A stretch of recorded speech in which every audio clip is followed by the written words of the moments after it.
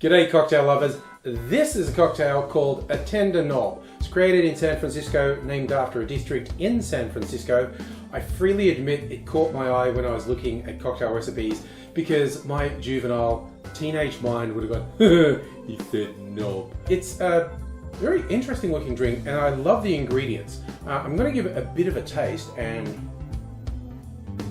that's a good one. That's sweetened with just a small amount of orgeat and it comes through really nicely. The other ingredients I'm using, I'm improvising a little based on what I have, but I've seen little variations of this recipe online, so I wasn't that worried about doing a little bit of improvising myself. Basically, it has a cognac, or you could just use the brandy of your choice, a rye whiskey, I'm using a local one. This was actually finished in stout casks, gives it a really nice flavour. The recipes I said called for Strega, which I don't have. Yellow chartreuse, not that far removed from it. Also, I'm just showing off that I've got yellow chartreuse, despite the global difficulties in getting it. And there's also an Amaro. I saw two different Amaros on different sites and I didn't have either of them, so I was not that shy about improvising and using what I do have, which is a Verna, and it has all come together really nicely. This is one I recommend you try.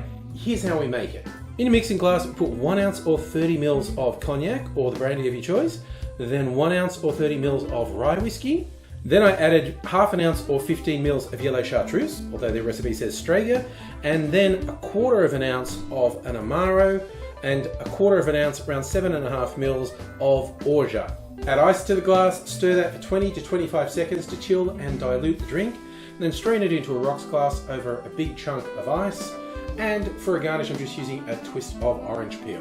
I did see a recommendation to use both a twist of orange and lemon. I actually did not have a lemon handy. I squeezed some earlier and threw the outsides away, so we've just gone with an orange peel, but it works for me. It's a really nice blend of the herbal elements and the boozy elements and just a little nuttiness coming from the orgeat. I did actually see one recipe that suggested splitting the orgeat a bit with a nut liqueur, and I almost did that, but I thought it's just a small amount anyway.